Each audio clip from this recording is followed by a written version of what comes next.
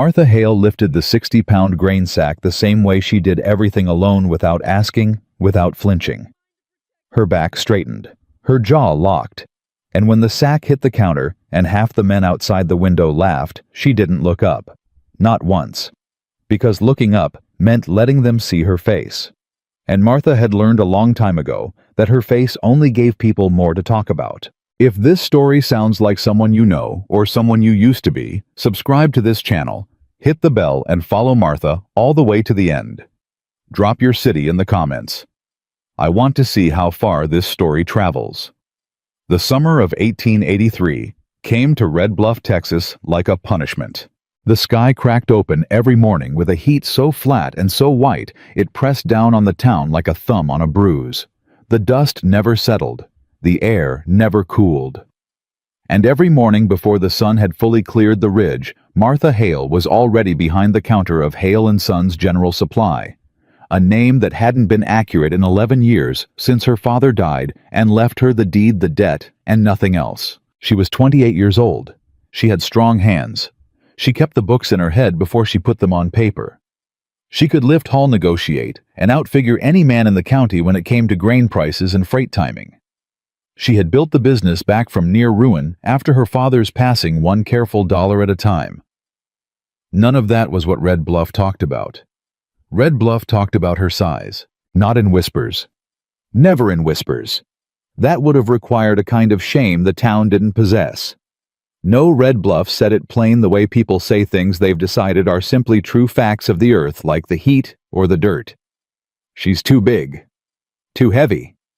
Too much. What man's gonna want all of that? Martha had heard it so many times the words had lost their individual edges. They'd blurred together into a single low sound that followed her everywhere, down Main Street, into the feed warehouse, through the Sunday service she attended out of habit more than faith. A sound like wind under a door, constant, cold, present even in the heat. She did not cry about it anymore. She had done her crying. Years ago, in the back room of the store with the door latched and the lamp turned low, she had cried the kind of crying that leaves marks on a person, the kind that teaches you something hard and permanent about the world. What she had learned was this: waiting for people to change their minds about you was a losing game. So she stopped waiting. She just worked. The morning Ethan Cole Harper rode into Red Bluff, Martha was in the middle of an argument. Not an unusual state. She had a talent for arguments, clean ones built on numbers and facts, and the kind of patience that made other people furious because they couldn't find a crack in it. The man on the other side of the counter was Dale Pruitt. Big man, red-faced, ran a cattle operation 3 miles east, and had been running a tab at Hale Supply for 14 months without settling it. He had a habit of resting his forearms on the counter like he owned it, and smiling in a way that never reached his eyes. "I told you, Miss Hale." Dale said the word "Miss" landing like a small insult wrapped in manners. "I'll settle end of season. Same as always."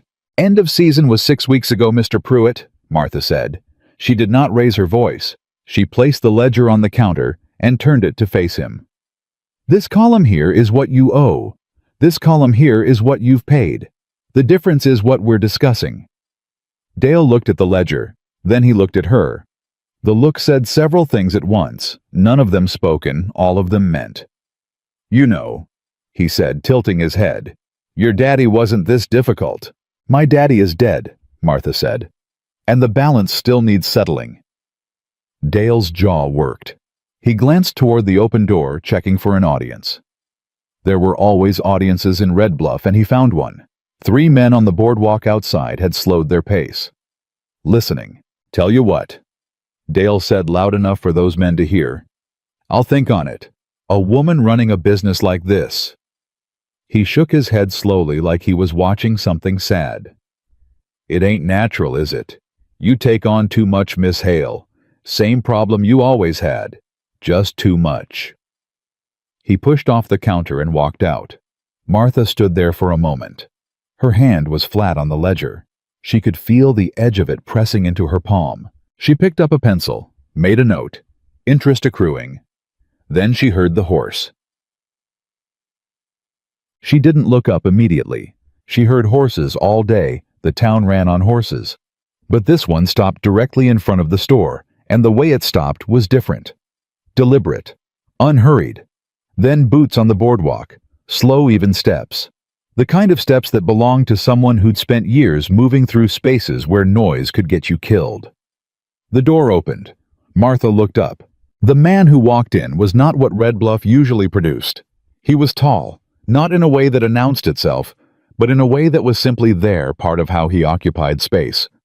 Dark hat, trail dusted, a face that had been weathered by something more than sun.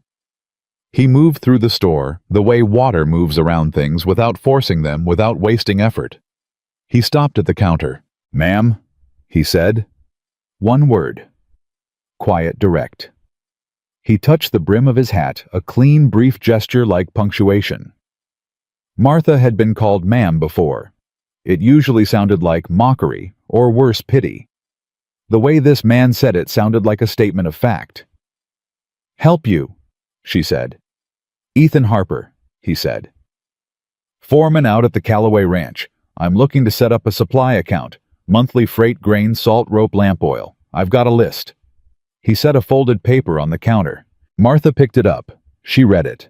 It was thorough, specific quantities, clear timelines, notation of which items were consistent and which would vary by season. Whoever this man was, he knew how to work.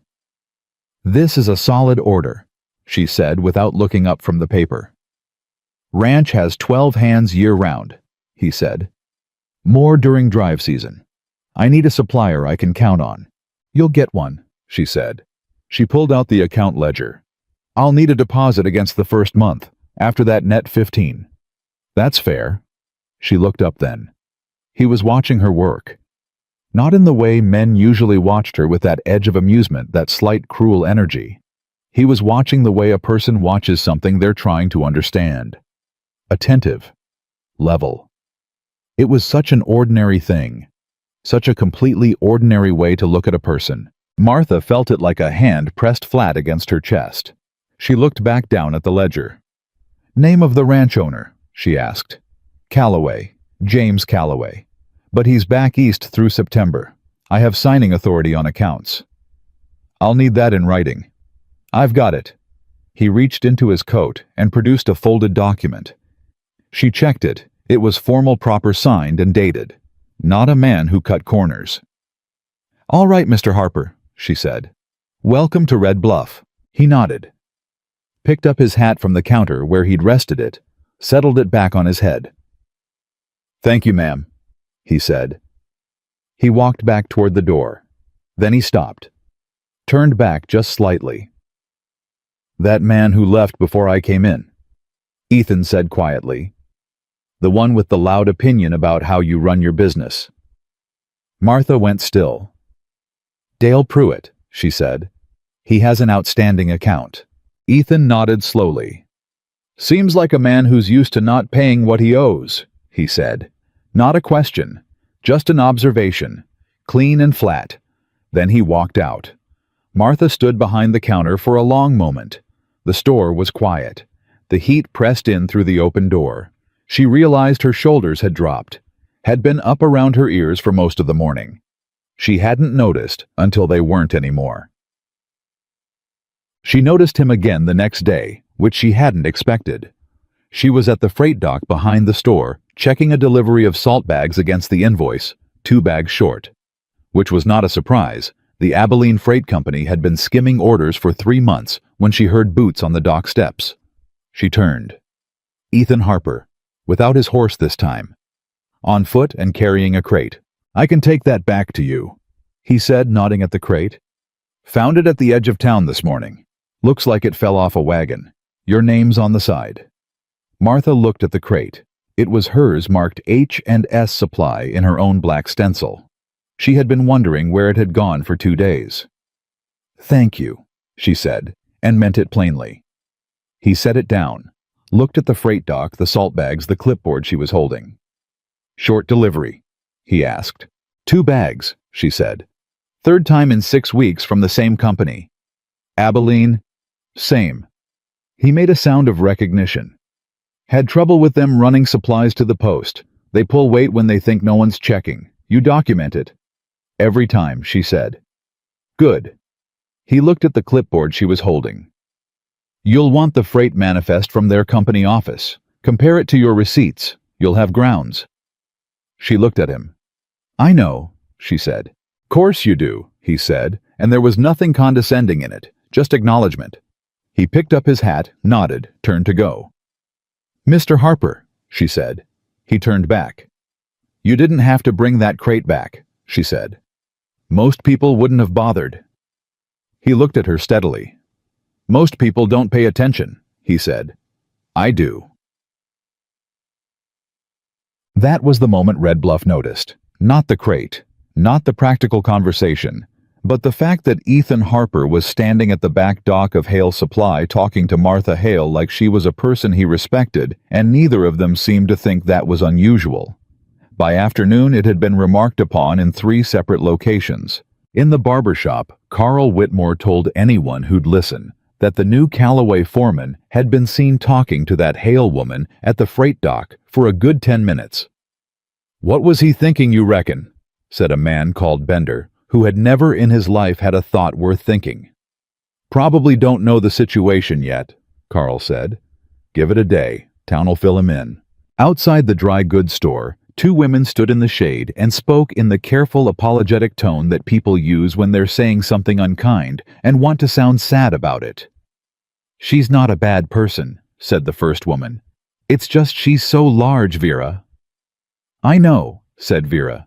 And she's got that way about her, like she dares you to say something. Well, Vera said with a sigh that carried a decade of small cruelties in it. Some women just take up too much space. You can't blame people for noticing. Martha did not hear any of this. She was in the back of her store, entering figures into the ledger and making a note to contact the Abilene Freight Company's district office first thing Monday morning. She had things to do. She always had things to do. Dale Pruitt found Ethan Harper at the livery on Thursday afternoon. It was not accidental. Dale had been watching for the opportunity. Harper, he said, coming up beside him at the water trough, using the easy familiarity of a man who assumes he's always among friends. Heard you set up with Hale Supply. That's right, Ethan said. He was checking his horse's left foreleg, methodical, not looking up. Word of advice, Dale said, leaning against the post. Friendly-like. You might want to reconsider. There are better suppliers in the county, men who run proper operations. Ethan straightened up. He looked at Dale without any particular expression. Hale Supply has the best freight terms in the district and the most reliable stock, he said. I checked before I signed. Dale smiled, the smile that wasn't one. That may be, but that woman... He made a vague gesture like he was trying to describe something that didn't have polite words for it. She's a lot, Harper. Town's had its opinions for years. You don't want to get yourself tangled up in all that. Ethan picked up his horse's reins. He looked at Dale for a moment, the way a man looks at a sign written in a language he finds uninteresting. I run a ranch account, Ethan said. I'm not tangled in anything. He walked the horse out of the livery. Dale watched him go. Give it time, Dale said to no one. Town'll sort it out. Saturday brought the market, which meant Main Street was loud and pressed with people from mid-morning on, and Martha's store had a line from the door to the counter for 4 straight hours. She worked without stopping. Measured, weighed, calculated, wrapped, loaded. Her assistant, a 16-year-old boy named Percy, who was terrified of her, until he realized she was entirely fair, and then became entirely devoted, kept the back storeroom organized and the shelves restocked, and tried to keep up with her pace, which he never quite managed. It was past noon when the trouble happened. Martha was at the counter filling a flour order for one of the rancher wives when she heard the crowd shift. Not a sound more, a quality of attention changing like when a dog's ears go up. She didn't look immediately. She knew how to read crowds in Red Bluff. Then she heard the laughter. It came from outside, but close near the store window. A group of men, 3 or 4 of them. And she heard her name inside it, not loud enough to make out the words, but loud enough to know the shape of what was being said. She'd heard that shape her whole life. She finished the flour order. She thanked the rancher's wife. She handed Percy the next receipt and told him to handle the counter. Then she walked to the door. The men were standing at the edge of the boardwalk. She recognized two of them, Bender and a younger man named Roy, who had been picking at her since school. They were talking to a third man whose back was to Martha, and when she stepped out the door and they saw her, the laughter shifted into something harder and more deliberate. "Well," said Roy loudly. "Here she comes. Watch out, Boy's store's got a lot of stock and it's all coming through the door at once." The men laughed. Martha stood on the boardwalk. Her arms were at her sides. Her face was neutral, not because she didn't feel it, but because she had learned years ago that showing them the wound only made them press harder. "Roy," she said. Her voice was level. "I've got a stack of overdue invoices with your father's name on them. You want to explain to him why I'm cutting his credit line, or do you want to take yourself somewhere else?" Roy's smile tightened. The threat was real, and they both knew it. His father's account mattered. "Just having a conversation," Roy muttered. "Have it somewhere else," Martha said. She turned to go back inside. That's when Roy said it, loud enough for the whole market crowd, loud enough to turn heads down the street. "Whole lot of woman for a man to get stuck with," he said. "Can't blame any man for running the other direction." The crowd went quiet in the particular way crowds go quiet when they're watching something they won't stop. Martha stopped walking. Her hand was on the doorframe. She stood there for 1 second. 2. Then a voice behind her, quiet, clear, and completely without heat. "That's enough." She turned. Ethan Harper was standing at the edge of the group. He had come down the street from the direction of the livery, and he'd stopped. He was not touching anyone. He was not raising his voice. He was simply standing there looking at Roy with the particular stillness of a man who has been in actual dangerous situations and found this one unimpressive. Roy blinked. "Harper, I heard what you were just," Ethan said. "It's done now." Roy looked at the other men. The other men looked at Ethan. Ethan looked at no one but Roy. And Roy, who had spent his life operating in a town that agreed with him, found he had nothing to operate on. Ethan touched the brim of his hat. He looked at Martha. "Ma'am," he said. The same word as the first day, the same weight. He walked past the group of men and came to stand a few feet from the store door, turning his back on them in a way that was itself a statement. The crowd began to move again. The moment dissolved, not forgotten, but set aside the way crowds do. Martha looked at Ethan. He was not watching her with pity. He was not watching her with the complicated expression of a man who'd done something noble and wanted acknowledgement. He was just standing there the way he stood everywhere, as if he had all the time in the world and had decided to spend this particular moment right here. "You didn't have to do that," she said quietly. "No," he agreed. He didn't say anything else, just turned and looked out at the market street, as if they were simply two people standing in the same place watching the same afternoon. Martha looked out at the street too. After a moment she said, "You want to tell me why you keep turning up in the same places I am, Mr. Harper?" He was quiet for a second. Then, "Reckon Red Bluff's a small town," he said. "Not many places to be." "That's not an answer," she said. He glanced at her sideways. Something moved briefly in his face, not a smile exactly, but the shape of where a smile had been. "No," he said, "it ain't." He settled his hat and walked down the boardwalk. Martha stood in the doorway of her store. The sun was high, and the heat was brutal, and the town was loud around her. And for the first time in longer than she could honestly remember, she stood there without her shoulders up around her ears. The market crowd moved on. The afternoon burned on, and Ethan Harper's boots disappeared around the corner of the feed warehouse like he'd never been there at all. But he had been. And Red Bluff had seen it. That was the part Martha couldn't undo. She went back inside. She stood at the counter. Percy was wrapping a bolt of rope for a customer talking too fast, the way he always did when he was nervous, and Martha recognized the nervousness. He'd heard it too. Everything outside, and now he was waiting to see how she'd carry it. She picked up her pencil. She entered 3 figures into the ledger. Clean, exact. "Percy," she said, "when you finish that rope order, pull the Pruitt account file and leave it on my desk." "Yes, ma'am," he said with the particular relief of someone who's been handed a clear task to hold on to. She did not say anything else about what had happened outside.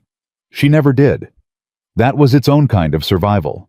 You kept the machinery running, you kept the numbers clean, and you did not give the town the satisfaction of watching you come undone over it. But that night alone in the back room with the lamp low and the heat still sitting heavy in the air, Martha Hale sat at her desk and put her pen down and pressed both hands flat on the table.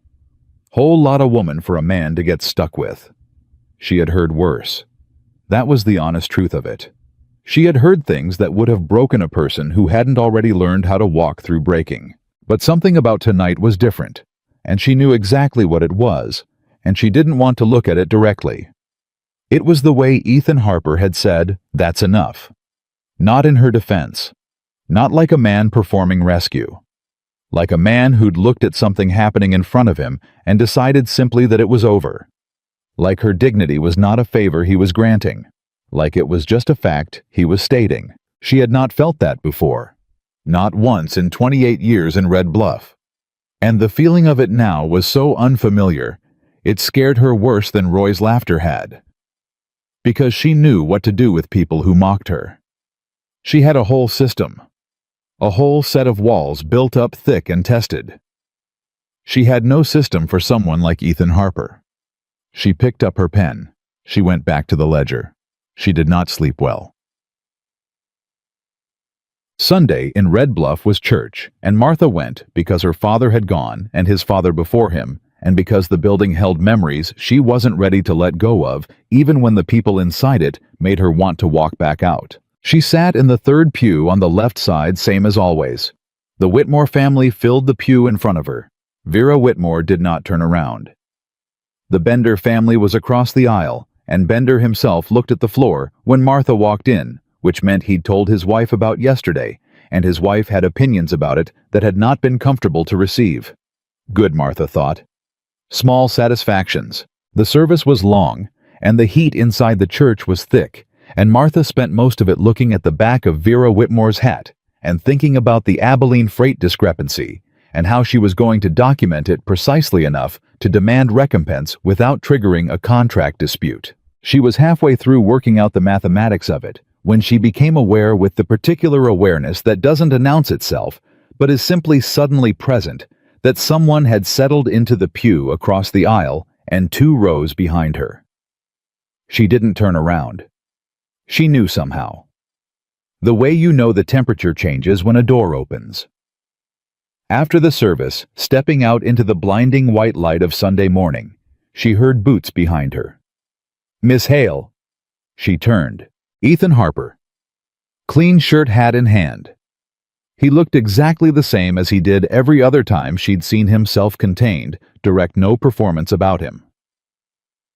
"Mr. Harper," she said. "Didn't know you attended here," he said. 11 years without missing a Sunday," she said. "You. First time," he said. "Town this size, Sunday service is how you learn who runs what." She looked at him. "And what did you learn?" He considered it.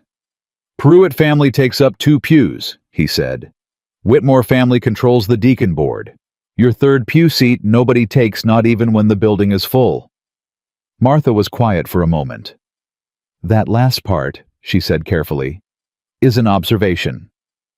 "It's a fact," he said. "I observe facts." He put his hat back on.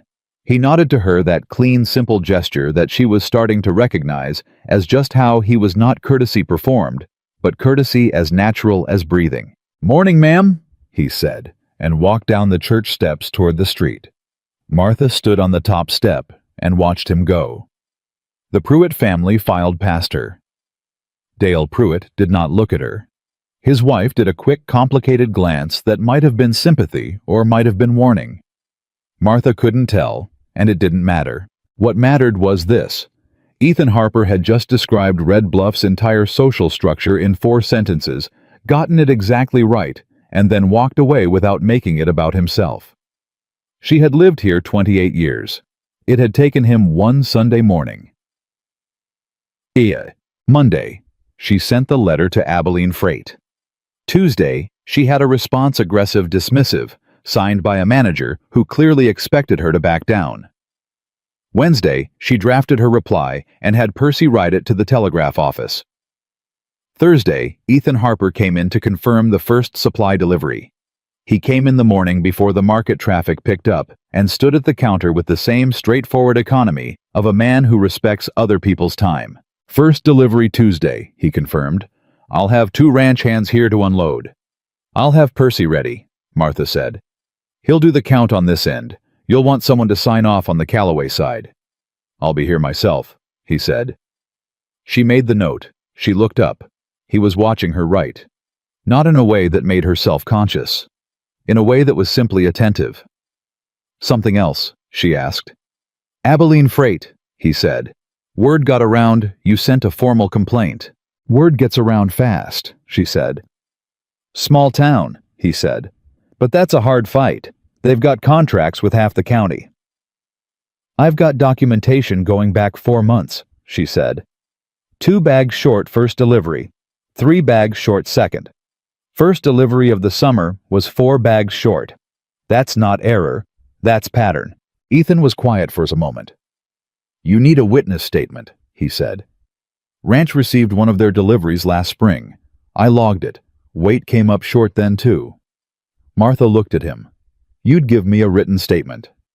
I'd give you a signed affidavit if it helps, he said. Short weight freight hurts every operation in the district. Calloway Ranch has its own interest in seeing it corrected. She studied him for a long second. That's a practical argument, she said. I'm a practical man, he said. She pulled out a fresh page of paper. Then let's do it practically, she said. Tell me the date the weight logged and the name of whoever signed for Calloway. He told her. She wrote it down. He checked her writing, not because he doubted her accuracy, but because that was how he operated. She could see that now he checked everything that mattered. He nodded. That's right, he said. She set the pen down. Mr. Harper, she said, can I ask you something direct? I generally prefer it, he said. Why are you helping me? She said. And I want the real answer, not the practical argument. He was quiet for long enough that she thought he might not answer. Then, because the practical argument is the real answer, he said, and because the men in this town have made a habit of making your business harder than it needs to be, and I've got no interest in adding to that. Most men in this town think they're doing me a favor by ignoring me, she said. Most men in this town, he said, are not paying attention. He picked up his hat from the counter. He settled it on his head. Tuesday for the delivery, he said. Tuesday, she confirmed. He walked out. Martha looked at the affidavit notes on the page in front of her. She pressed her lips together. She breathed out slowly. Then she picked up her pen and kept working. Dale Pruitt settled his account on Friday. He came in just before closing when the store was nearly empty, and he put the cash on the counter without speaking. Exact amount no interest, which she noted immediately. The interest accrued is 17 cents, she said. Dale looked at her. His jaw was tight. 17 cents, Mr. Pruitt, she said again pleasantly. He dug in his pocket and put a quarter on the counter. She made change. 8 cents. She slid it across. He didn't take it. He looked at her like he was trying to find the right edge to press against the angle that would give him something back. He'd been coming into her store for 11 years, and he had always found a way to leave feeling like he'd taken something from her even when he was the one buying. Heard you got the Calloway account, he said finally. Calloway Ranch is a customer, she confirmed. Yes. Harper set that up. The ranch foreman initiated the account. That's correct. Dale drummed his fingers on the counter once. Harper's new, he said. He don't know yet how things run around here. He knows how to read a freight manifest and sign a business document, Martha said. That seems sufficient for conducting trade. Dale picked up the 8 cents after all, dropped it in his pocket. He'll learn, Dale said. The way he said it was meant to sound like a prediction, but Martha recognized it for what it was. It was a threat. She watched him walk out. Then she went to the door and turned the closed sign and stood in the quiet of her empty store and thought about what Ethan Harper had said. Most men in this town are not paying attention. Dale Pruitt was paying attention now. That was going to be a problem. The Callaway delivery came Tuesday as promised. 2 ranch hands, both quiet and professional, offloaded 62 supply items in 40 minutes. Percy counted on the Hale side. Ethan counted on the Callaway side. Everything matched.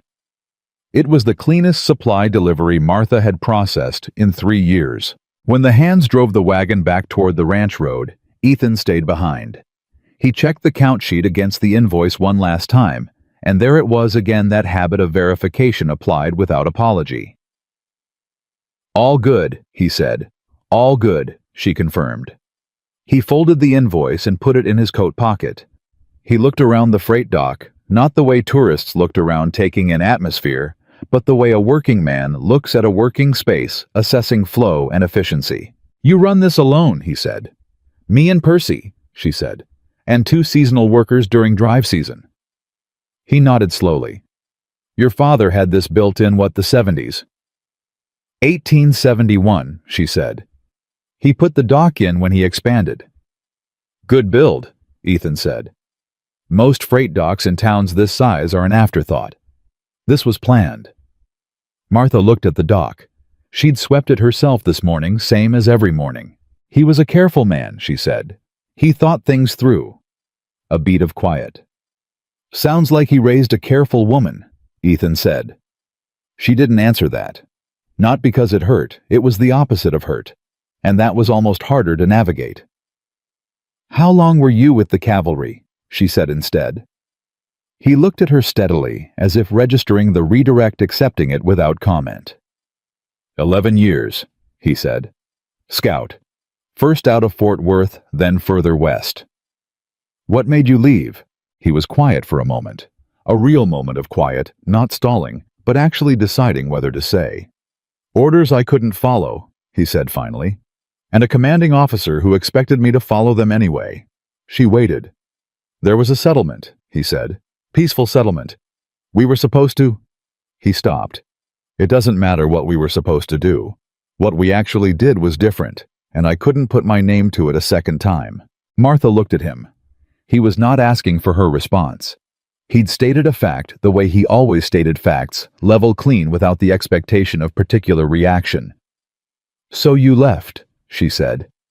So I left, he said. To do what? To find work where what I was told to do and what I believed was right were the same thing.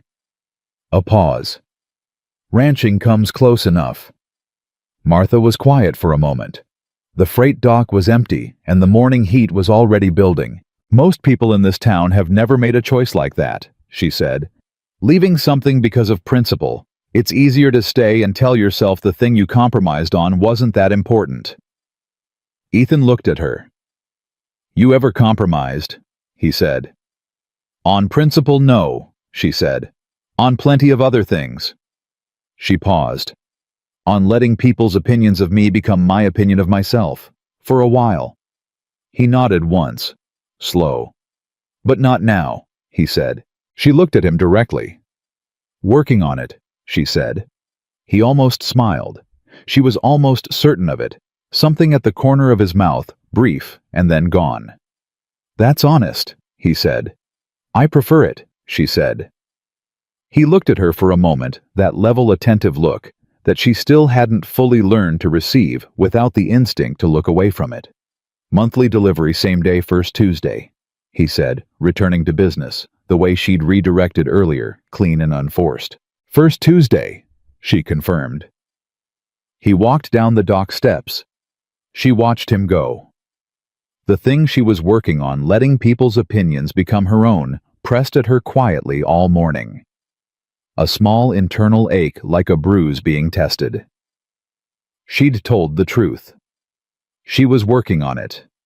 What she hadn't said was that it was considerably harder to work on when someone was looking at you like Ethan Harper looked at her. Not because it hurt, because it didn't. So, it was the following week that Vera Whitmore came to the store. Vera did not usually come to Hale Supply. She ordered through her husband or sent her daughter. So when she walked through the door on a Wednesday morning, straight-backed good dress, the look of a woman who has prepared herself for something, Martha understood this was not a routine errand. "Mrs. Whitmore," Martha said, "what can I help you with?" Vera looked around the store. She looked at Percy, who was stacking shelves in the back. She looked at Martha. "I'd like to speak privately," Vera said. Martha nodded to Percy, who took himself to the back storeroom with practiced efficiency. "All right," Martha said. Vera put her gloves on the counter. Neat. Deliberate. "I want to say something to you that I should have said a long time ago," Vera said. "And I'm going to say it plainly because I believe plain is the only way to say it." Martha waited. "What Roy said to you at the market," Vera said. "Outside your store. That was wrong." Martha looked at her. "I didn't stop it," Vera said. "I was there down the street and I saw it and I didn't stop it. And I've been thinking about that since Saturday night and I couldn't make peace with it." There was a long pause. "Thank you," Martha said carefully. "I'm not asking for thanks," Vera said. "I'm apologizing. Those are different things." She pressed her lips together. "This town has said unkind things about you for a long time, Martha. And most of us have either said them ourselves or stood by while others did. I'm not proud of that." Martha was quiet for a moment. She picked up her pen, put it down again. "Why now?" she said. Vera looked at her. "Because watching that man—" She stopped. "Because watching Mr. Harper say what he said, and the way he said it. It made me ashamed. Because he's been here 3 weeks, and he said what none of us said in 20 years. Martha didn't answer. The truth of it was too large to step around and too sharp to just absorb. "You have a good store, Martha," Vera said. Her voice had changed quieter now, less prepared. "Your father was proud of you. I remember. He used to say—" "I know what he used to say," Martha said quietly. A breath. "Yes," Vera said. "Of course you do." She picked up her gloves. She didn't put them back on immediately, she just held them. "I don't know what's happening between you and Mr. Harper," she said, "and that's not my business. But I want you to know that not everyone in this town is against you. Some of us have just been quiet when we shouldn't have been." Martha looked at her steadily.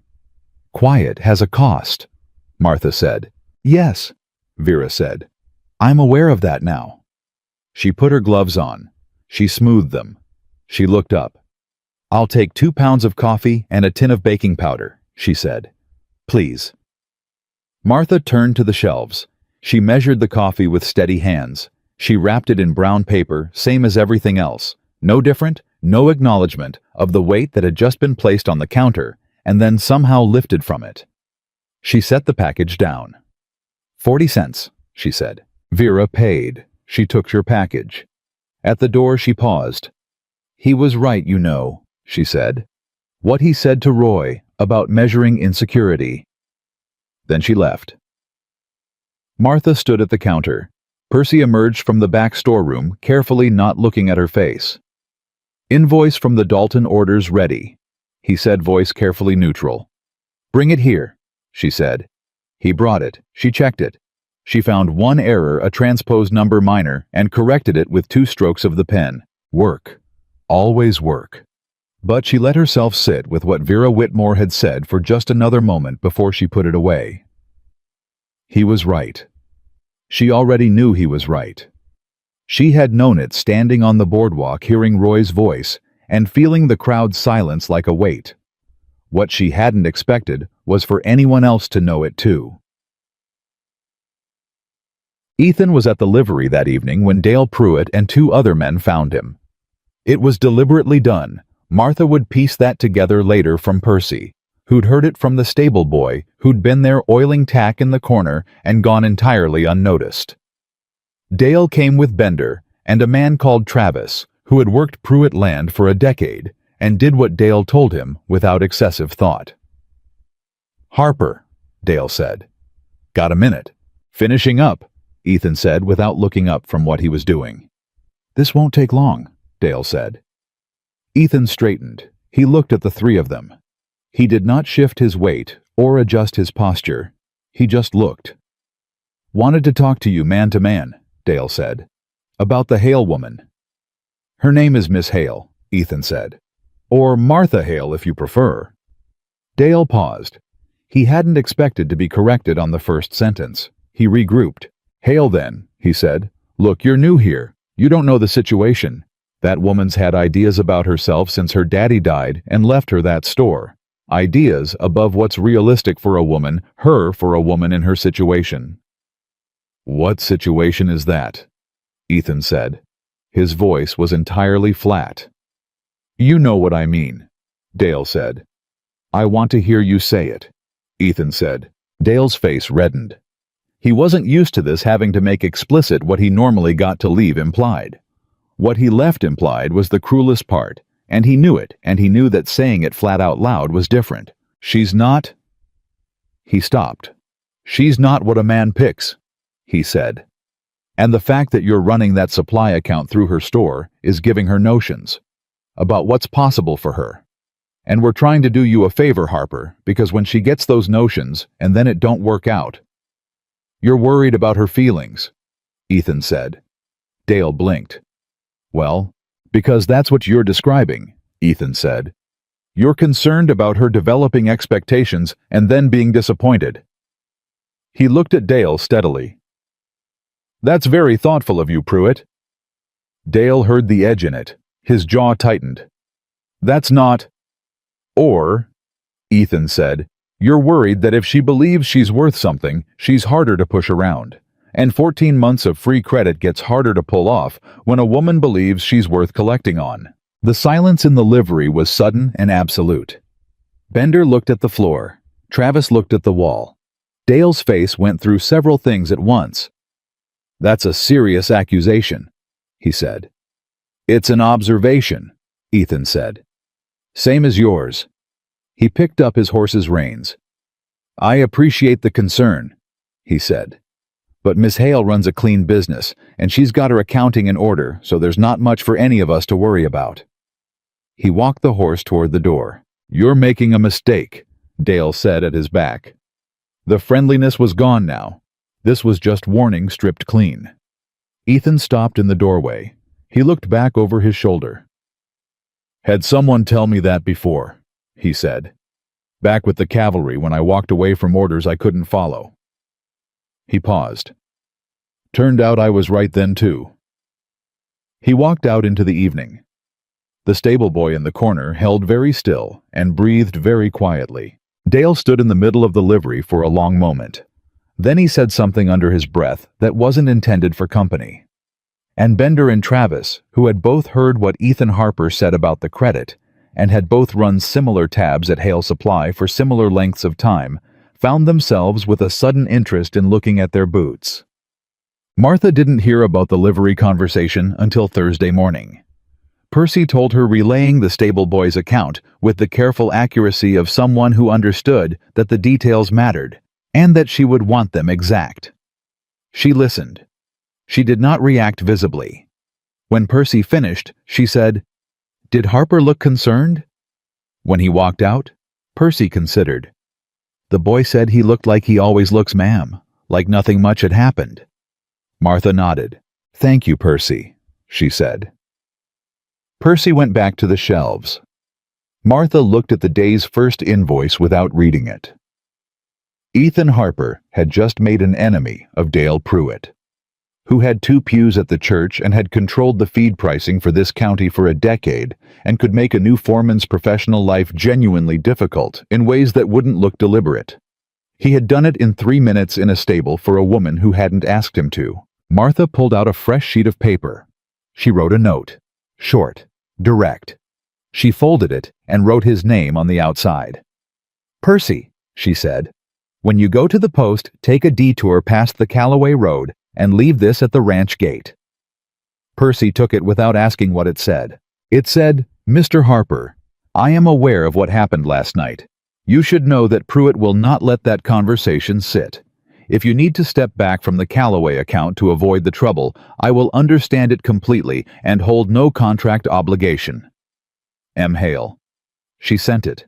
She did not know what she was hoping he would do with it. She told herself she was hoping he'd take the exit she'd offered, that it was the practical thing, that she was simply being fair. She was lying to herself, and she knew it the moment she handed Percy the note. But she sent it anyway, because the alternative, letting him stay in this without giving him the chance to walk away clean, was a thing she could not do. Not to someone who had said that's enough on a Saturday afternoon with no audience and nothing to gain. The response came back by midday. Not a note, just Percy returning with his hands empty, and the message. "He said to tell you the account stands, ma'am, and that you should know Pruitt's tab isn't the only one in the county that's overdue." Martha read the message. "Read it again." Then she laughed. It was quiet, and it was short, and Percy looked at her with wide eyes because in 16 months of working for Martha Hale, he had never once heard her laugh like that. She pressed her hand to her mouth, composed herself. "Pull the Bender account file," she said, "and the Travis one." Percy pulled them. She checked the numbers. She was not smiling anymore. She was something else entirely focused, clear, and for the first time in longer than she could honestly say certain. The Bender account was $41.30 overdue. The Travis account was worse, $67 running since February, with 3 separate promises of settlement that had never materialized. Martha had logged every one of those promises in the ledger margin with dates. She always logged the promises. Not out of optimism, out of evidence. She set both files on her desk and looked at them for a long time. Then she looked at the note Percy had brought back from the Callaway Road. "The account stands. And you should know Pruitt's tab isn't the only one in the county that's overdue." Ethan Harper had not taken the exit she'd built for him. He'd looked at it, understood exactly what it was, and stepped past it. And then, and this was the part she kept returning to, he'd told her something useful. Not something reassuring. Something useful. That was the difference between pity and respect, she thought. Pity told you not to worry. Respect handed you information. She pulled a 3rd file, then a 4th. By the time the lamp needed trimming, she had 7 overdue accounts on her desk, and a clear picture of something she had been watching form for 2 years without fully naming it. Dale Pruitt, Bender, Travis. 3 other men with interlocking business ties, all running tabs at Hale Supply, all slow to pay, all operating on the shared assumption that she would not push hard enough to make it costly. Because she was alone. Because she was a woman. Because the town's opinion of her had functioned for a long time as a kind of debt collection immunity. She had been patient because she thought patience was the only tool she had. She picked up her pen. She was done being patient. She sent formal collection notices on Friday morning. All 7 accounts. Certified through the county clerk's office, which cost her $2 in filing fees, but created a legal paper trail that a handshake conversation in a store could not match. Percy delivered them personally because Percy on a horse was faster than the post, and because she wanted them in hand before the weekend when men talked. The reaction came faster than she expected. By Friday afternoon, Travis was at her counter, hat in hand, face somewhere between angry and embarrassed, which was exactly the combination she'd anticipated. "This is unnecessary," he said, putting the notice on the counter. "I told you I'd settle." "You told me in March," Martha said, "and in April, and the first week of June." "I've had a difficult season, Mr. Travis," she said. "I've had a difficult decade, but my invoices are paid on time because I make certain they are. I'd like the same consideration." Travis looked at the notice. He looked at her. He was trying to find the thing that usually worked: the appeal to patience, the suggestion that she was being unreasonable, the implication that a woman pressing for payment was somehow unseemly. He couldn't find it, because she was looking at him with the same expression she used for the freight manifests. Clear, documented, unambiguous. He paid. Partial $40 of the 67 and promised the remainder by month end. She wrote it down. Date, amount, balance. In front of him. "Is that the figure you're agreeing to?" she said, turning the ledger to face him.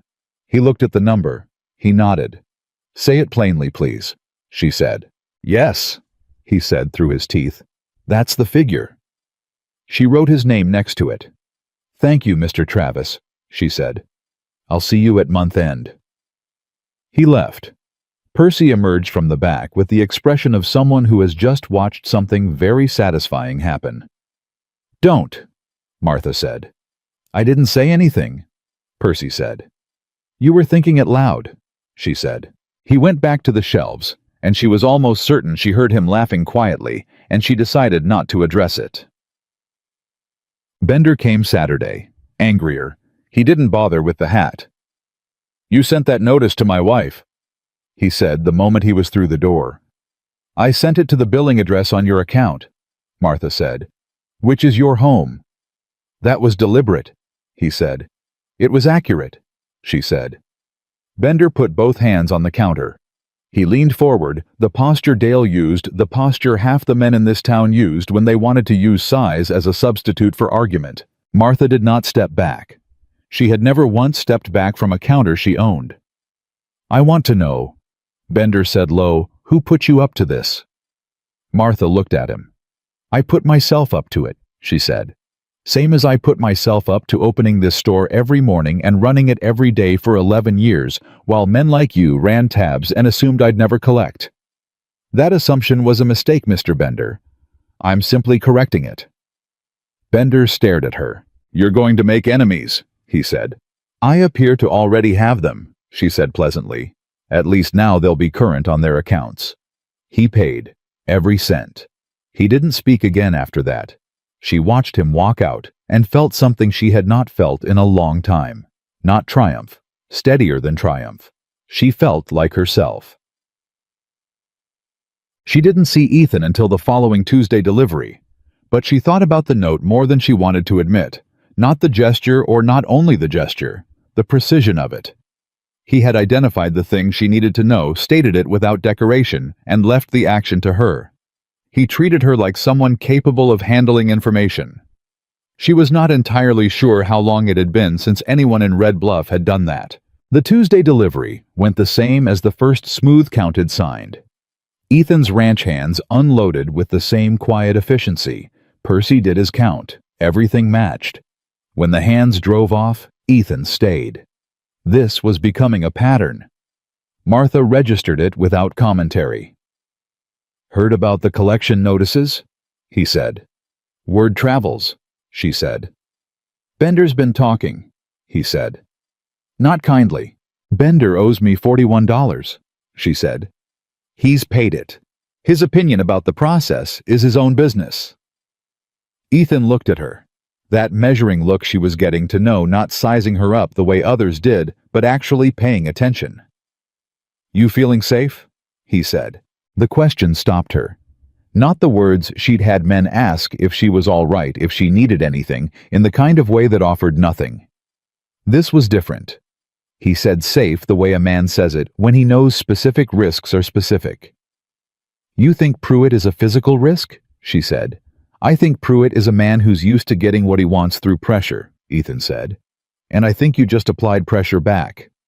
I want to know if you've thought about what comes next." "I've thought about it," she said. And Percy has a shotgun behind the counter and knows how to use it," she said. "And the county clerk has copies of every notice I filed, and my lawyer in Abilene has been informed."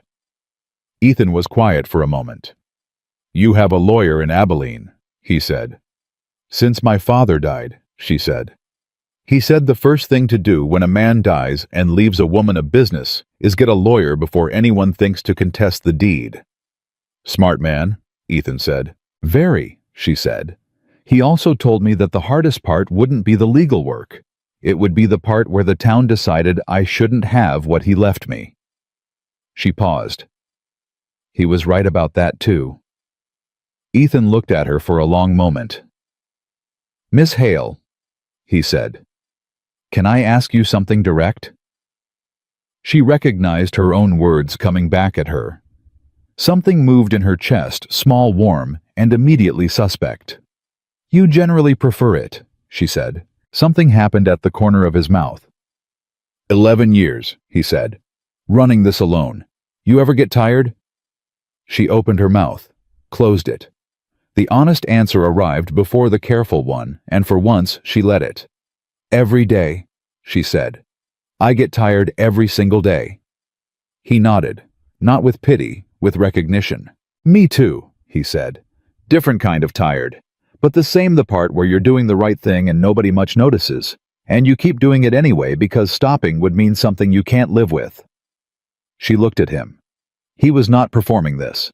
He was just saying it the way he said everything, level direct, without asking her to do anything with it except hear it. "What keeps you going?" she said, before she could take it back. "Same thing that keeps you going," he said. "The work, the fact that it matters. And—" He paused. She waited. "And lately," he said carefully, "the conversations." The dock was quiet. The summer heat pressed down on both of them. Martha looked at the freight manifest in her hand. She looked back at him. "That's honest," she said. Her voice came out quieter than she intended. "I prefer it," he said.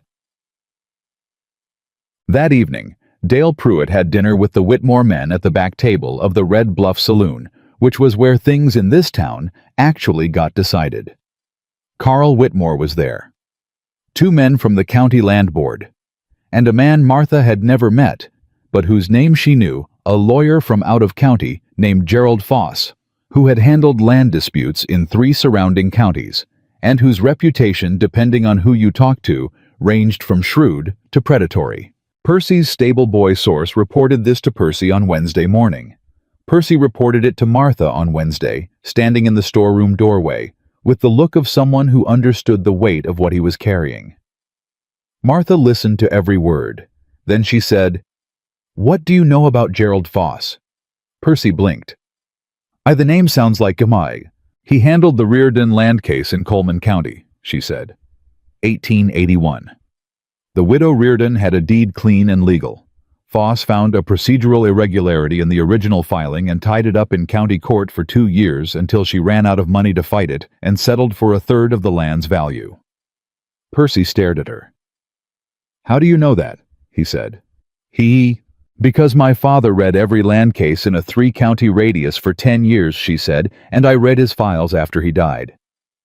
She was already moving to the back desk. "Pull my deed file, the original copy, and the copy my lawyer holds. I want to look at both." "Martha." Percy said the first time he'd ever used her first name at work, and they both noticed, and neither of them stopped. "Do you think they're going after the store?" She pulled the deed file herself. She opened it. She looked at the original filing date. The clerks stamped the notarization. "I think," she said carefully, "that Dale Pruitt is a man who doesn't like being told to pay what he owes. And when men like that can't win the argument they want to have, they find a different argument." She scanned the document. "But my father was a careful man, and I have been a careful woman. So let them find Foss. Let Foss look." She looked up. "Send a wire to my Abilene lawyer today," she said. "Tell him to pull the original county filing on this deed and check it against the current records.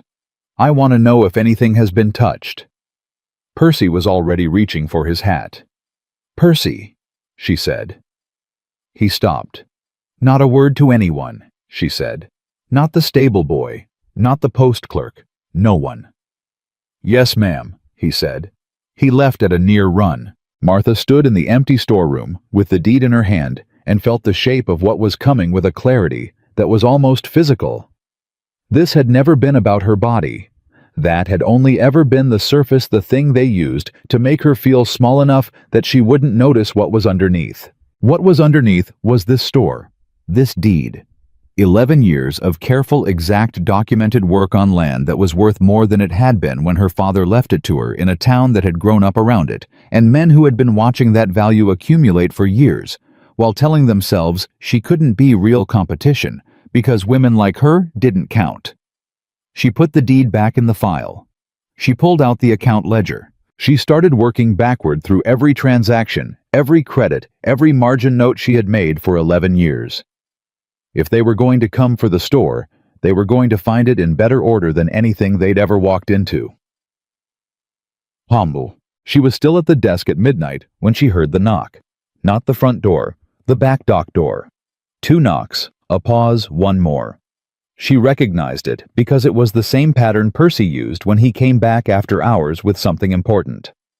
But Percy had gone home at 6. She stood. She was still for a moment. Then she walked to the back room and picked up the shotgun from the rack. She checked it. She walked to the back door. "Who is it?" she said. "Ethan Harper." She stood there for a second with the shotgun in her hands and something very complicated happening in her chest.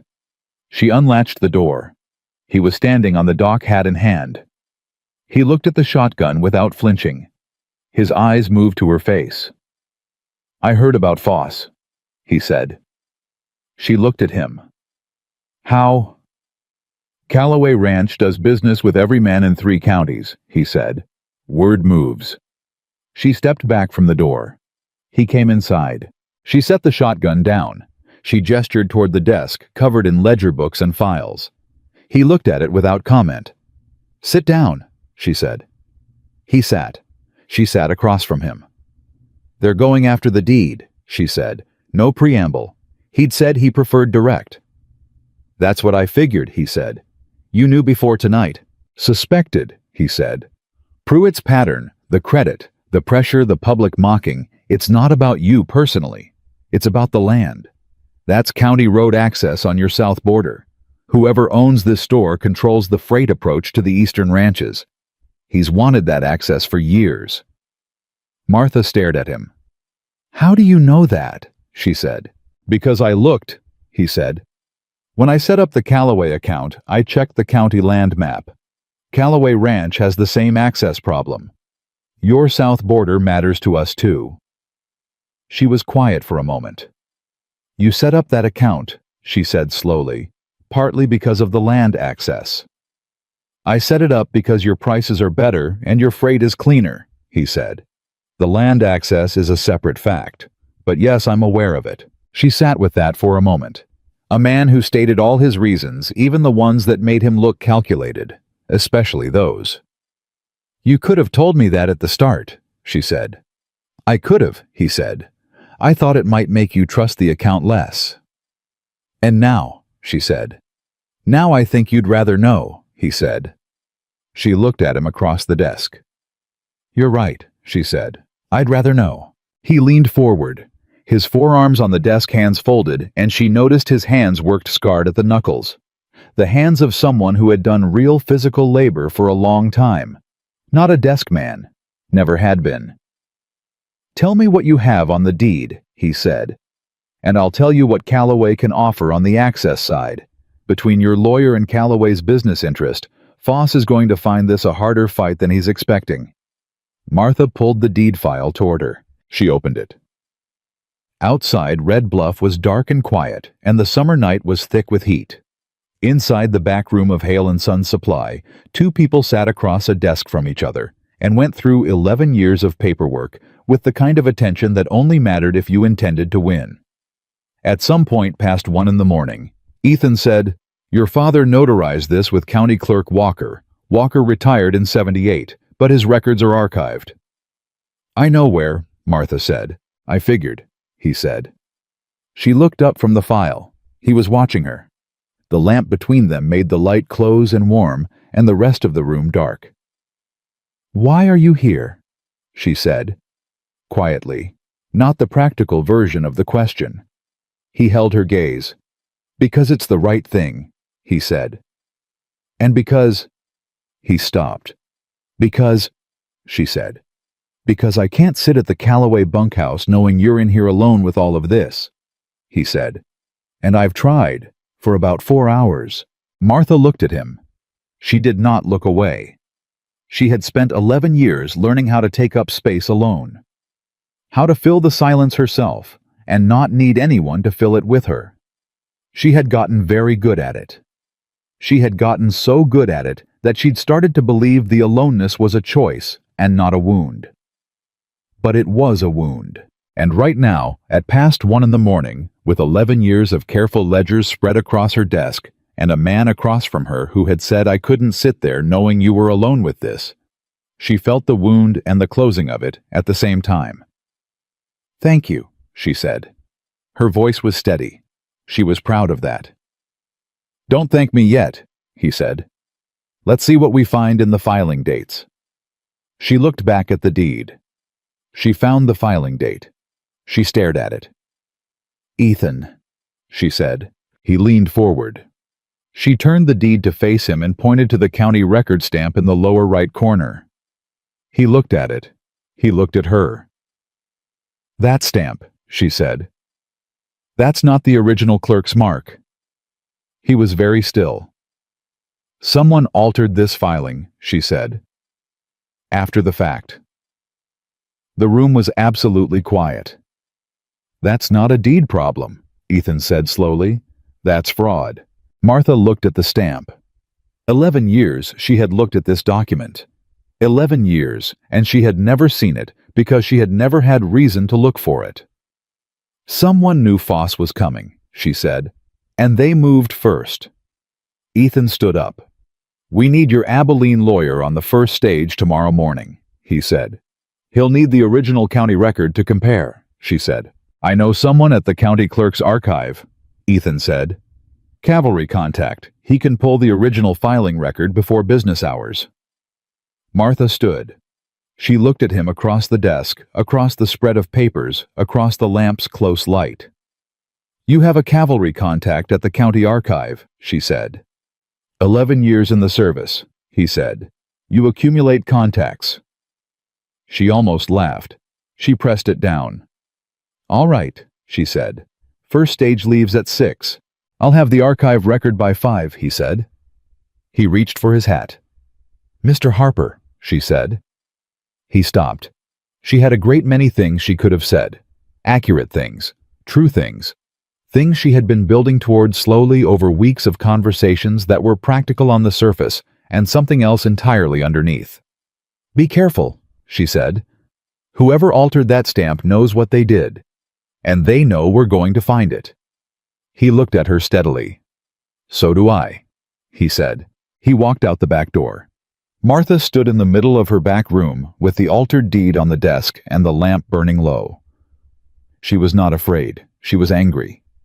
Clean, clear, focused angry, the kind that didn't shake you, the kind that steadied you down to the bone. Somebody had put their hands on her father's work, on what he'd built and what he'd left her and what she had spent 11 years protecting without knowing it needed protecting from this. She picked up the deed. She looked at that stamp. And she made herself a promise that was also a warning to anyone who was listening. She had been patient. She had been careful. She had been quiet when the town was loud about her.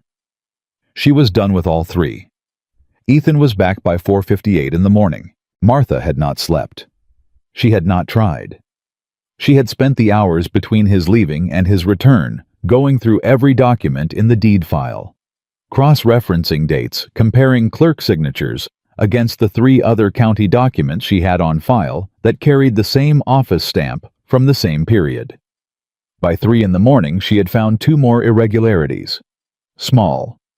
The kind of thing that looked like clerical variation if you weren't looking for a pattern.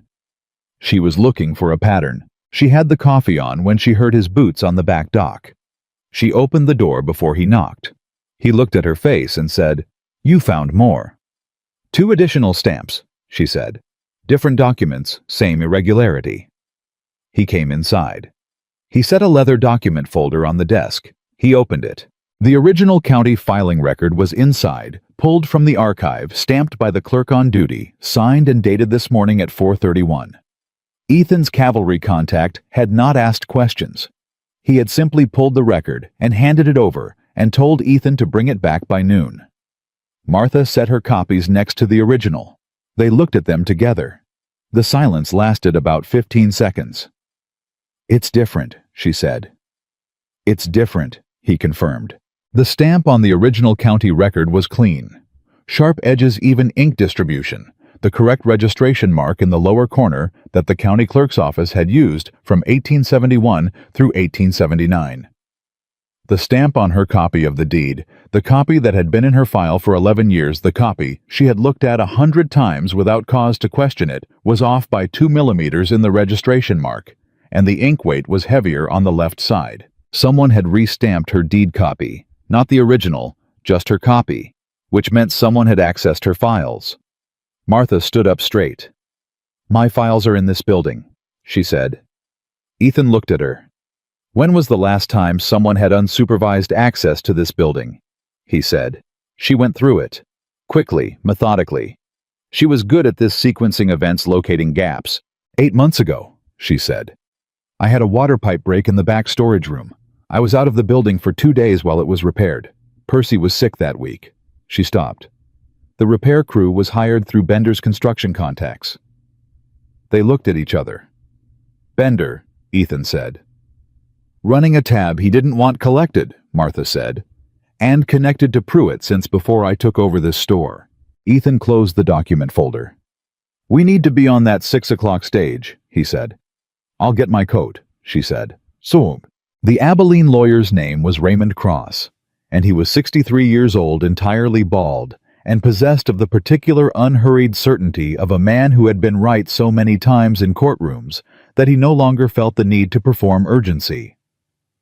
He had handled Martha's business affairs for 11 years, and in that time had sent her exactly 4 letters, each one precise, each one followed by results. He met them at his office at 9 in the morning, looked at the documents for 11 minutes without speaking, and then said, "This is a criminal matter." Martha had thought it might be. Hearing it stated plainly by Raymond Cross was different from thinking it. "Deed fraud," he said. "Tampering with a business document with intent to create grounds for legal challenge.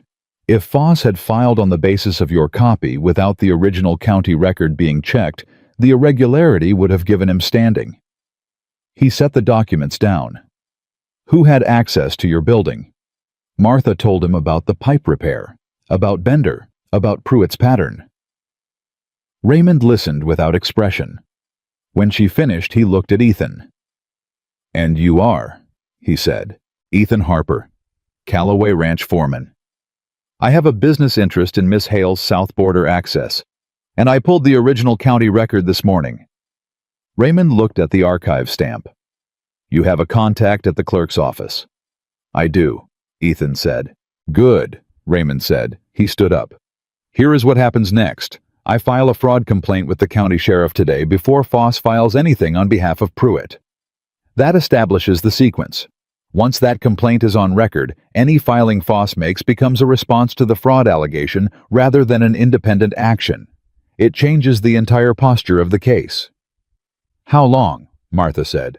"To file today, 2 hours, Raymond said. "To reach a resolution, months possibly, but the complaint puts Pruitt on defense immediately, and men like Pruitt." He paused, looking at the documents again. "Men like Pruitt count on their opponents not knowing what they know. You've removed that advantage." Martha looked at the documents spread across Raymond's desk. Her father's deed. 11 years of her life. "File it," she said. Raymond picked up his pen. "Date." They were back on the stage to Red Bluff by 2 in the afternoon.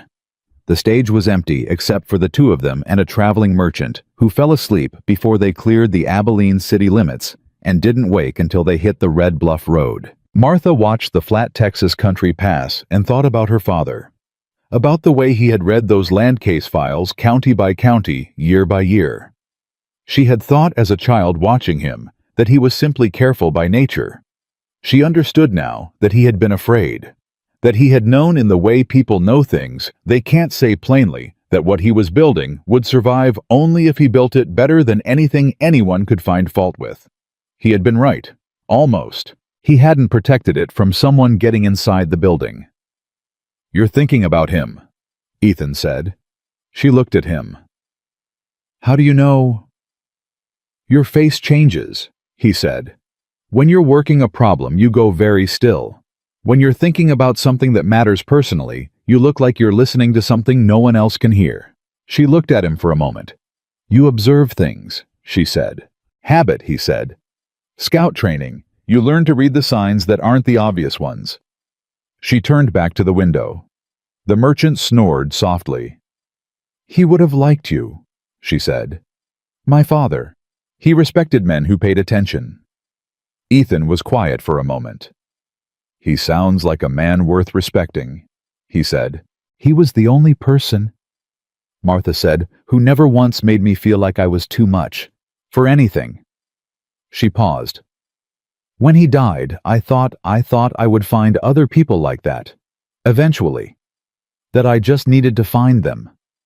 She stopped. "And," Ethan said quietly, "and Red Bluff is a small town," she said. Not bitterly, just factually. Ethan said nothing for a moment. Then, "I know what it is to be the wrong kind of person in a place that's decided what the right kind looks like," he said. "The cavalry had its own version. Men who asked the questions you weren't supposed to ask, who noticed things they were expected not to notice." He paused. "You learn to keep your own counsel. You learn to need less from other people than you used to." "Does it work?" she said. He looked at her directly. "Mostly," he said. "And then sometimes you meet someone who makes you realize you've been keeping counsel that didn't need keeping." The stage hit a rut in the road. The merchant jolted, muttered, slept again. Martha looked at Ethan Harper and felt something she had spent a long time not allowing herself to feel. Not hope exactly, because hope was too fragile a word for what it was. More like recognition. The feeling of a door that you'd assumed was sealed, turning out to have a handle after all. She did not say any of this. She said, "We should talk about the south border access before we get back. If Calloway's interest is part of the public record on this case, I want to understand exactly how it will be presented." Ethan looked at her for a moment long enough that she knew he'd heard everything she hadn't said. "All right," he said. "Let's talk about the south border." They talked business all the way back to Red Bluff. It was the most personal conversation Martha had had in 11 years. The fraud complaint hit the county record at 3:45 that afternoon. By 4:30, Gerald Foss knew about it. By 5, Dale Pruitt knew. Martha was behind the counter of her store when Percy came in from the street with the look he got when he was carrying news that was both important and dangerous. "Pruitt's at the saloon," Percy said, "with Foss, and 2 men I don't recognize." "What kind of men?" Martha said. Percy hesitated. "Not local," he said. "Dressed like business, but not friendly business." Martha set down her pen. She thought about Raymond Cross, who at this moment was sitting in his Abilene office with the original county archive document locked in his safe and the fraud complaint on file with the county sheriff, and 30 years of legal experience between Dale Pruitt and anything he thought he was going to do next. "Percy," she said, "go home." Percy stared at her. "Martha, go home," she said again. "It's past closing. Whatever happens next is not your problem." He didn't move. He stood in the doorway with the look of a 16-year-old who has decided without fully articulating it that loyalty is not something you set aside for self-preservation. "I'll stay," he said. She looked at him. "Percy," she said, and her voice came out softer than she intended. "You have been the best assistant I have ever had, and I have never once told you that, and I'm telling you now. Go home." He wavered. "I'll be here in the morning," he said finally. "First thing." "I know you will," she said. He left. She locked the front door. She went to the back room. She checked the shotgun. She sat at her desk. She was not afraid. She had been through the fear already in the small hours of the previous night, sitting alone with an altered stamp on a document she'd trusted.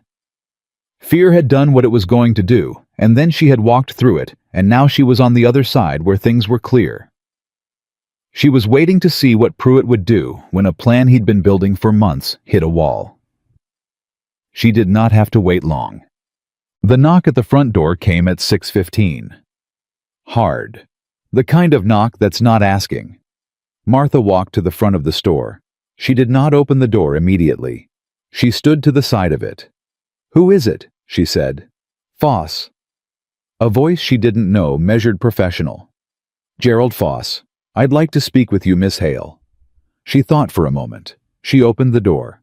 Foss was a slim man, 50s, with the kind of face that gave nothing away by design. He was alone. That surprised her. She showed nothing.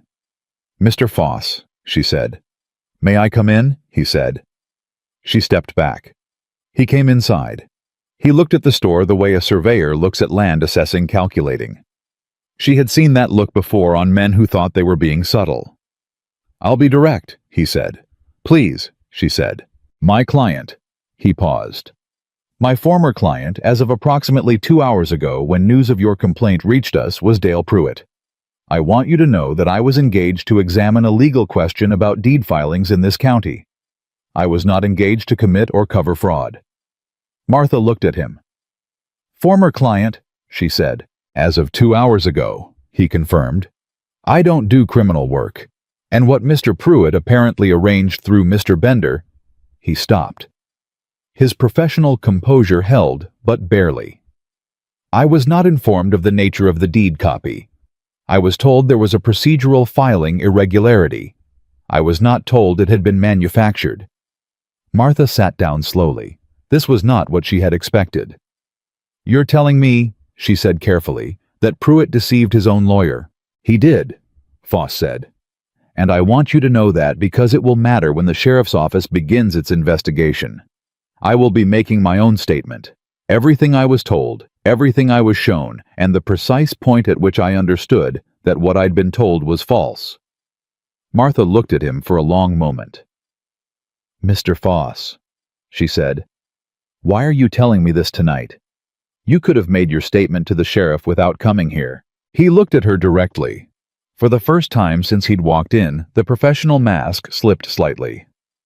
"Because I have a daughter," he said, "about your age, who runs a business in Coleman County, and I have made it a point in my career never to look too closely at the men I was helping against women who were running their own affairs." He paused. "I should have asked more questions about Pruitt from the beginning." The store was quiet. "I appreciate your honesty," Martha said. "I don't need appreciation," he said. "I need you to know you have my corroborating statement. Whatever you need from me in the legal proceeding." She stood up. She held out her hand. He shook it. She saw him out the front door and stood in the doorway watching him walk toward the hotel. Then she looked down Main Street in the other direction. Dale Pruitt was standing on the boardwalk outside the saloon 50 yards away. He had seen Foss come out of her store. He was standing very still in the evening light, and even at 50 yards, Martha could read the posture of a man whose plan had just collapsed under him. He looked at her. She looked back. She did not move. She did not speak. She simply stood in the doorway of Hale & Sons Supply and held his gaze until he looked away first. He looked away first. Ciao. She heard Ethan's boots on the back dock 20 minutes later. She had learned his knock 2, pause 1. She unlatched the door. He came inside and read her face before she said a word. "Foss came to you," he said. "He's making a statement against Pruitt," she said. "He didn't know about the altered stamp." Ethan took that in.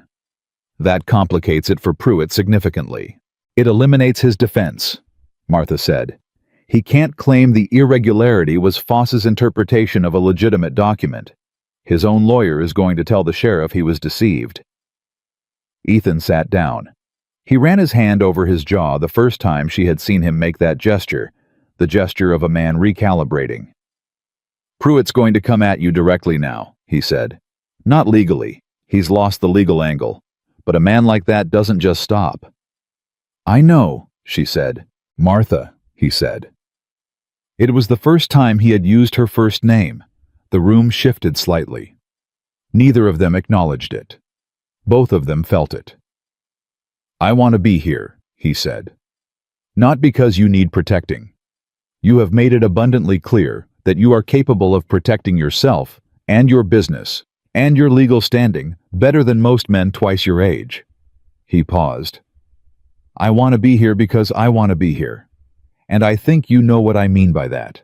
She looked at him across the back room, across the desk covered in files, across the weeks of conversations that had been about business and work and practicalities and had been about everything else entirely at the same time.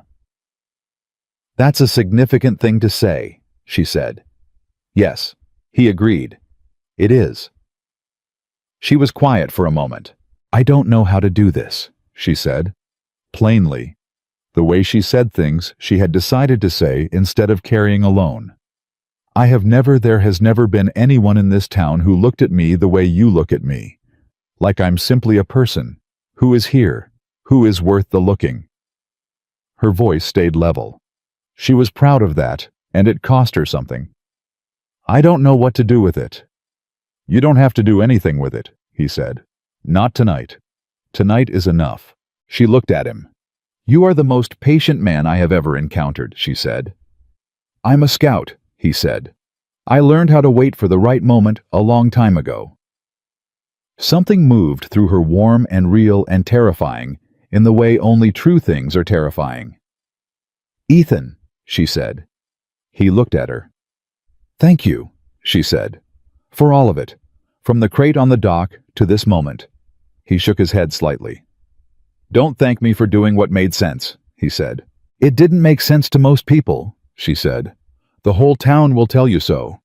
"The whole town," he said, "has been wrong about you since before I got here. That's not a reliable source." She almost smiled. Almost. Then the sound came from the front of the store. Not a knock, not a voice. Glass. The front window of Hail and Son Supply exploded inward with the crack of a thrown rock and the bright, terrible sound of something breaking that took 11 years to build. Martha was on her feet before the sound finished. Ethan was already moving past her through the store toward the front. She grabbed the shotgun from the rack and followed him. The front window was gone, glass across the floor. In the middle of it, a rock the size of a fist, and wrapped around it tied with twine a piece of paper. Ethan picked it up without touching the glass. He unfolded it. He read it. His jaw tightened the first time she had seen his face do that, the first crack in that absolute composure. He handed it to her. 4 words, block letters, no signature. "Leave before it's worse." Martha read it. She stood in the wreckage of her front window, with glass around her feet and a shotgun in her hands, and a threat in her fist, and she felt the anger come up through her, clean and complete and absolutely certain. She had been patient. She had been careful. She had been quiet when the town was loud about her. She looked at Ethan. "Get Percy," she said. "I need someone to board this window tonight." He looked at her. He read the whole of her in that 1 second, the anger and the certainty and the thing underneath both of them that had no name yet, but was real and present and entirely hers. "And tomorrow," he said. She folded the note. She put it in her pocket. Evidence. "Tomorrow," she said, "we finish this." Percy was there in 20 minutes. He came at a run with a board under one arm and a hammer in his hand, and he did not say a single word about the fact that it was past 8 in the evening, or that someone had just put a rock through Martha's front window. He looked at the damage, looked at Martha, looked at Ethan, and started measuring the window frame. "Nails are in the back left drawer," Martha said. "I know where the nails are," Percy said, and got to work. Ethan helped him board it. Martha swept the glass. Not because she needed to do it herself, because she needed her hands to be doing something with a clear physical result while her mind worked through what came next. The note was in her pocket. 4 words. Block letters. No signature. Coward's work.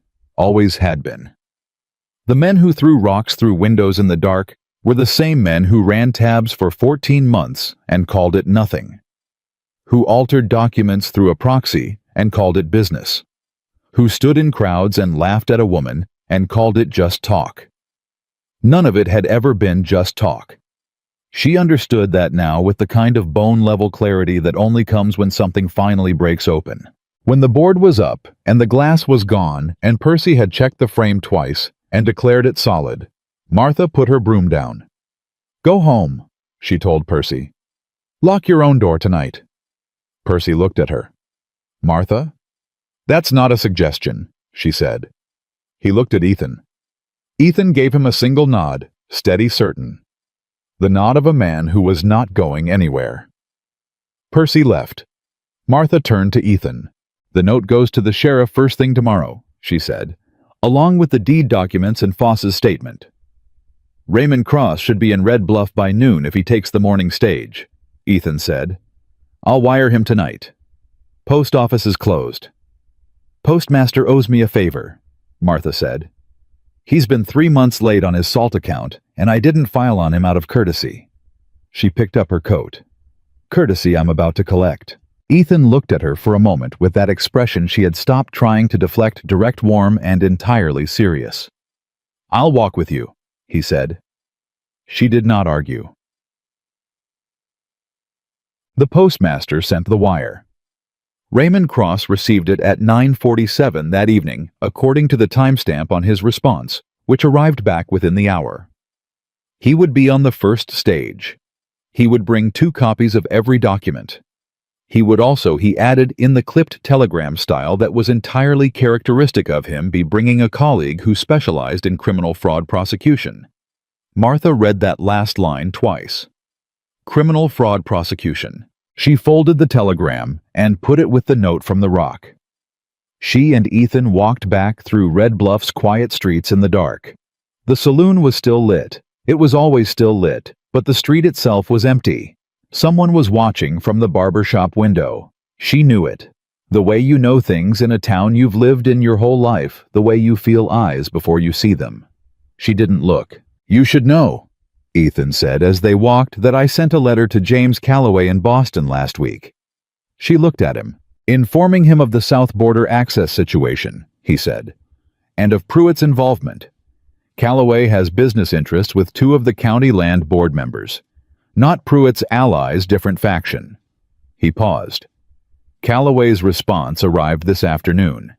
He's authorizing me to engage formally on behalf of the ranch in any legal proceeding that touches the South Border access question." Martha absorbed this. "You've been building a counterposition for how long?" she said. "Since the first Tuesday delivery," he said, "when I looked at the county land map and understood what Pruitt actually wanted." She walked 3 more steps before she spoke. "You could have told me earlier," she said. "I could have," he said. "But you needed to fight the front of this yourself. If Calloway's name was on it from the start, it becomes a ranch dispute, not your dispute. And your dispute—" He paused. "Your dispute needed to be yours, for the record, for what comes after." She stopped walking. He stopped beside her. "What comes after?" she said. "When this is done," he said. "When Pruitt is on the wrong side of a fraud investigation, and your deed is clean and your accounts are current, and this town has to reckon with what it let happen for 11 years. He looked at her steadily in the dark. "What comes after matters, and it needs to have your name on it, not a ranch's." Martha stood on the empty street and looked at this man who had ridden into Red Bluff on the hottest day of summer, and had been paying attention ever since. "You think very far ahead," she said. "Scout habit," he said. "You keep saying that." "It keeps being true," he said. She looked at him for a long moment. "Ethan," she said. "Martha," he said. And the way he said her name, not Miss Hale, not the professional form he'd been scrupulously maintaining, but her actual name, said the way you say the name of someone who has become necessary to you, landed in the center of her chest and stayed there. "Ask me," she said. He looked at her. "Ask me what you've been not asking for 6 weeks," she said. "I'm tired of watching you not ask it." He was quiet for one moment. One real considered moment. "When this is done," he said, "I would like to call on you properly, not as a business contact, not as someone who happens to be present when things happen." He held her gaze. "As someone who wants to be in your life with your full knowledge and agreement. And I would like to know if that is something you want." The street was quiet and dark, and somewhere the summer crickets were loud in the way they always were in August. Martha Hale, who had learned how to be alone so well. She'd almost convinced herself it was a choice. Looked at Ethan Harper and felt the last wall, the deepest one, the one she'd built after her father died, and the town showed her exactly what it thought of her, the one she had tended and maintained and reinforced for 11 years. She felt it not fall, but simply become unnecessary. "Yes," she said, "that is something I want." He nodded once. That clean, certain nod. "Then let's finish this first," he said. She almost laughed. She let herself this time quiet, real, and entirely her own. "Let's finish this first," she agreed. Dale Pruitt was arrested on a Thursday. It did not happen dramatically. It happened the way real things happen, with paperwork and a county sheriff and 2 deputies and a short, quiet conversation outside the saloon at 10 in the morning that most of Red Bluff witnessed. Because most of Red Bluff was always in the street at 10 in the morning, and because word had gotten around that something was happening at the county level. Raymond Cross had arrived on Wednesday's noon stage with his fraud colleague, a woman named Helen Marsh, who was 45 and had prosecuted 6 deed fraud cases in the past 8 years, and who walked into Martha's store, looked at the documents for 12 minutes, and said, "This is the cleanest evidence package I have seen in a criminal fraud case in this state. Who organized this?" "She did," Raymond said, nodding at Martha. Helen Marsh looked at Martha with the expression of someone recalibrating. "I would like to hire you," Helen said. "I have a store," Martha said. "After the case," Helen said. "As a consultant. We can discuss terms." Martha looked at her. "Let's finish this first," she said.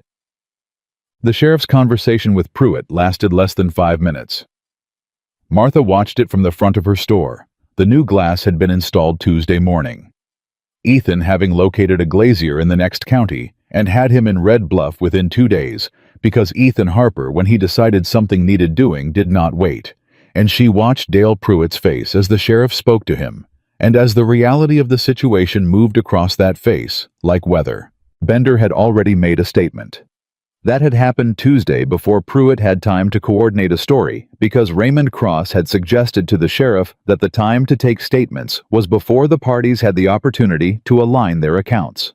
The sheriff, who was not a complicated man, but was a thorough one, had agreed. Bender's statement confirmed the pipe repair job, confirmed his connection to the crew, confirmed that he had been told by Pruitt that accessing the Hale building's document storage during the repair was a real estate matter that was fully legal. He had believed that, or had found it convenient to believe it. Either way, his name was now on a statement. Travis, when approached separately, had said nothing for 45 seconds, and then asked for his own lawyer. That was, Raymond had told Martha, essentially a confession delivered in the form of a request. Pruitt did not go quietly, not violently, but not quietly either. He said several things in a raised voice as the deputies walked him toward the sheriff's office. Martha heard her own name in it, and the words she orchestrated. And this is manipulation and the particular blind fury of a man who has spent his life operating on the assumption that consequences applied to other people. She watched him go. Carl Whitmore was standing nearby. He looked at Martha, then at the departing Pruitt, then back at Martha. His expression was complicated in the way expressions are when a man is realizing that his alliances have been badly selected. He didn't speak. She didn't either. It was Vera Whitmore who came to the store that afternoon. Not for coffee and baking powder this time. She came in and she stood at the counter and she said, "I want you to know that Carl had nothing to do with the documents. He had nothing to do with any of it. He sat at that table with Pruitt because he always sat at that table with Pruitt. He didn't know what Pruitt was planning." Martha looked at her. "I believe you," she said. Vera exhaled.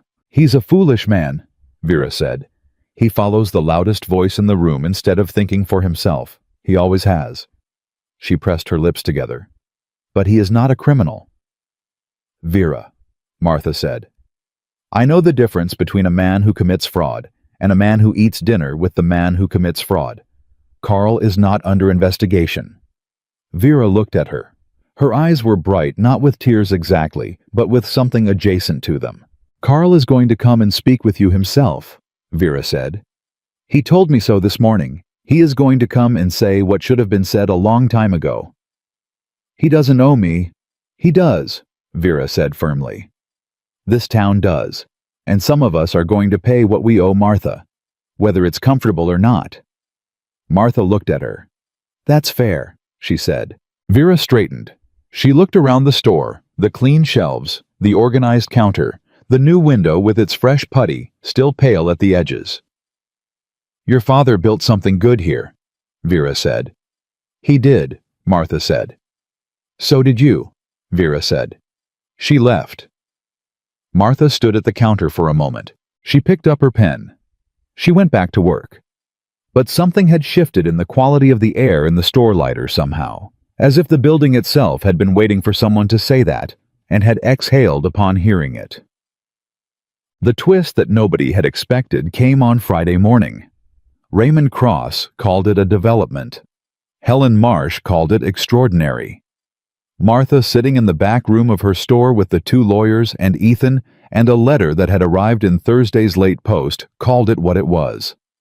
The letter was from James Calloway, not from his Boston office, from him personally in his own handwriting on Calloway Ranch stationery. He had received Ethan's full report. He had made inquiries of his own. He had connections on the county land board that Ethan had referenced, but not fully disclosed, and those connections had told him things that Ethan had not known. The county road access to the eastern ranches, the access that ran along Martha's south border, the access that Pruitt had wanted control of, had been the subject of a separate land board discussion 8 months ago, a discussion in which Pruitt had submitted a proposal to reroute the access road contingent on acquiring the relevant border property. The land board had tabled the proposal without action, but they had not disclosed it. They had not disclosed it because 2 members of the board had accepted what the letter delicately described as considerations from Pruitt in exchange for their support of the proposal support that had not materialized but had been paid for anyway. Calloway had the documentation. Calloway was prepared to submit it to the state land authority. Calloway was also, the letter concluded, prepared to propose a formal access easement agreement with Hale & Sons Supply for the South Border Road, a legal agreement properly filed that would settle the access question permanently and remove it as leverage for anyone who might attempt this approach again. Martha read the letter 3 times. She set it down. She looked at Ethan. You knew about the land board payment, she said. I suspected, he said. I didn't have documentation until Calloway's people confirmed it. When did you ask him to look into it? Same letter where I told him about Pruitt, Ethan said. 3 weeks ago. Helen Marsh leaned forward. Miss Hale, she said, do you understand what this means for the scope of the case? It means it's not just Pruitt, Martha said. It means 2 members of the county land board are implicated in a bribery scheme connected to the fraud. Correct, Helen said. Which means, Raymond added, that the investigation expands significantly, and the people who were in a position to protect Pruitt's interests at the county level are now themselves subjects of inquiry. The room was quiet. Martha pressed both hands flat on the desk. She looked at the letter, at the deed file, at 11 years of ledgers stacked neatly on the shelf beside her desk because she had never thrown anything away, because her father had told her once that a careful woman keeps her records and a careful woman is never without recourse. He had been right. He had been so completely, precisely right. File everything, she said. All of it. What? The weeks that followed were not quiet, but they were clarifying. Pruitt was charged. Bender was charged. Travis entered a formal agreement with the prosecution in exchange for his testimony, which Raymond said was standard, and Helen said was efficient, and Martha said was fine, as long as the result was the same. The 2 land board members resigned before formal charges were filed, which Helen said was the move of men who understood what was coming and were trying to control the damage. The state land authority sent an investigator who spent 3 days in Red Bluff reviewing records and said very little to anyone except Helen Marsh, to whom he said quite a lot. Calloway's easement proposal went to formal agreement. Martha's lawyer reviewed it. Martha reviewed it. She made 2 changes to the access terms, specific practical changes that protected the store's operational flow during heavy freight periods, and sent it back. Calloway accepted both changes by return post. She filed the amended agreement with the county clerk on a Tuesday morning, and when the new clerk, the old one, had retired abruptly following the investigation, stamped it, she stood at the counter and watched him do it and made certain the stamp was correct. It was. She thanked him and walked back to her store. Carl Whitmore came on a Wednesday. He came alone without Vera, which Martha understood as its own kind of statement. He was not hiding behind his wife's moral courage. He stood at her counter and he said without preamble and without making eye contact immediately, "I owe you an apology." Martha waited. He made eye contact then. "I sat at that table with Pruitt for 10 years, he said. I laughed at his jokes. I agreed when he called you."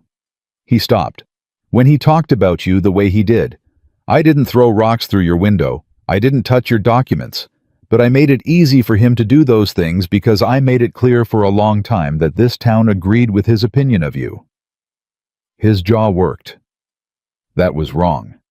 It was wrong for a long time before I admitted it, and I'm admitting it now. Martha looked at him. "Thank you, Carl," she said.